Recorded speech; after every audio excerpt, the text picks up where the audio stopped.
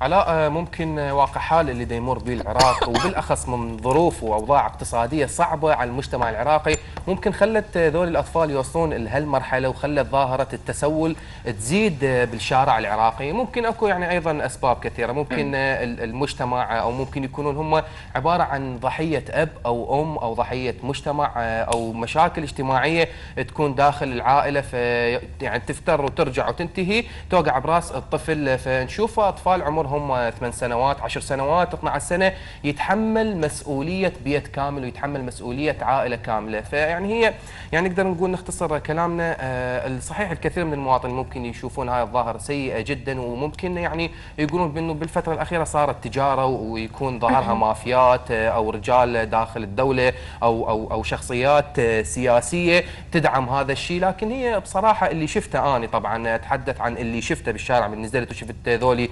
المتسولين او اللي نقولها بالعاميه المقادي، صحيح اعدادهم يعني هائله جدا، لكن كل شخص بيهم عنده قصه، كل شخص بيهم عنده مصيبه. والبعض من عندهم صح ما ننكر هذا الشيء بانه اكو سيارات تذبهم بنفس الوقت، تذبهم الصبح وتجي تاخذهم بالليل وتاخذ طبعا مثل ما قلت علاء تاخذ الشغل اللي يشتغلوه اليوم كله. والبعض من عندهم اصلا اعتبر هاي الظاهره تجاره، يعني ما عنده شغل وعمل قام ينزل للشارع وما يطلع يوميه ما تقل عن 30 او 40 الف دينار عراقي. خلينا نشوف التقرير وبعدها نرجع نسولف به اكثر.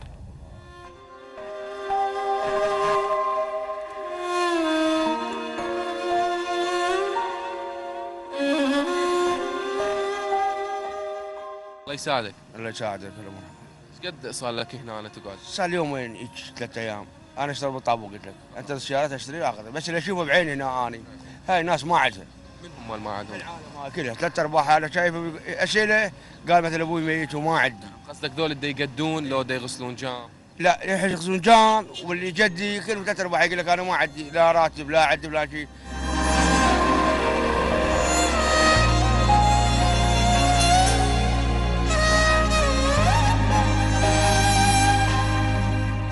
شو اسمك انت؟ علاو.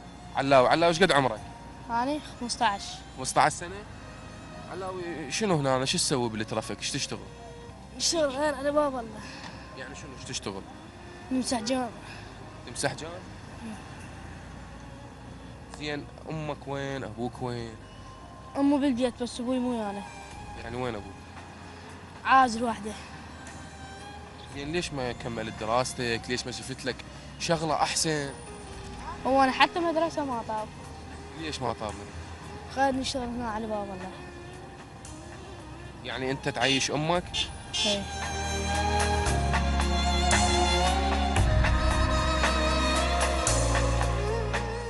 زين تريد تطلب شيء من الجهات المعنية، من الدولة، من الحكومة، تريد تطلب من عندهم شيء حتى يساعدوك؟ ها؟ ما تطلب من أحد؟ أنا أشتغل بيد أحسن. تعتمد على نفسك؟ ايه.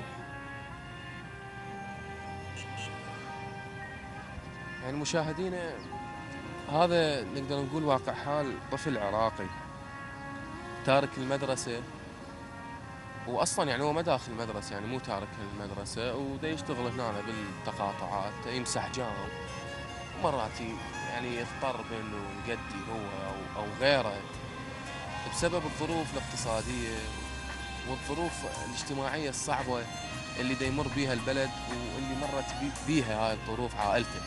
عائلته مرت بظروف صعبة، وهذا الطفل صار ضحية هاي الظروف. ودي أحسك يعني مو على بعضك دايخ، ليش؟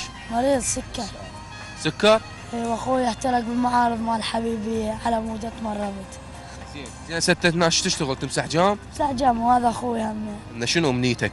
شنو هدف؟ اقعد بالمدرسة ووفي ديان اهلي واقعد بالبيت حتى احنا نرتاح.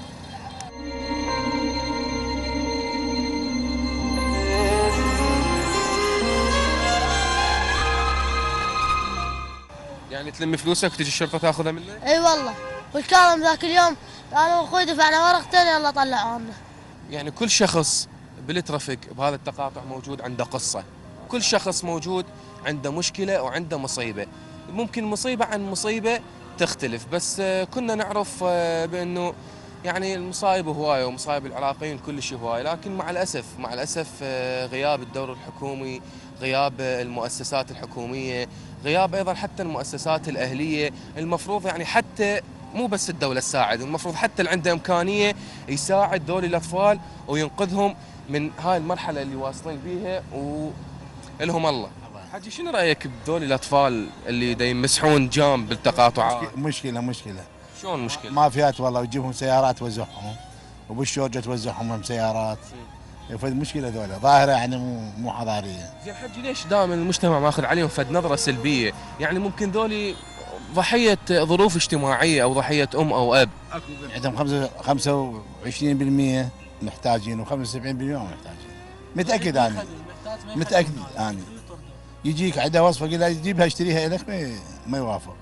أنا عندي هنا عمل أقول له تعال اشتغل وياي يوميا 30 ما يوافق.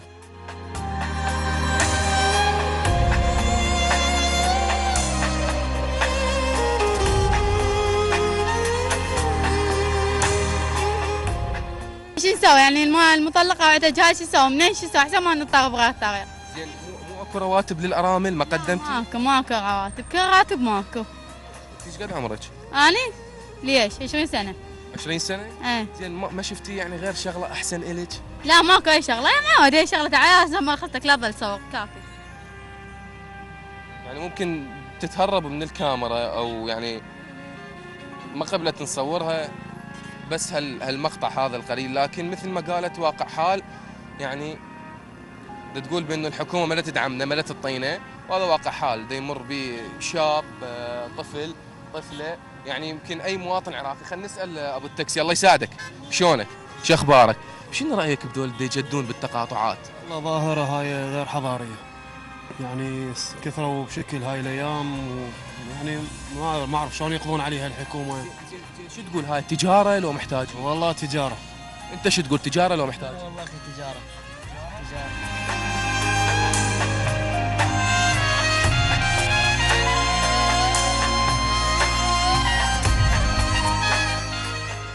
طبعا الصورة كانت جدا واضحة، هذا واقع حال دا يمرون به أطفال اللي هم يعتبرون عراقيين الجنسية.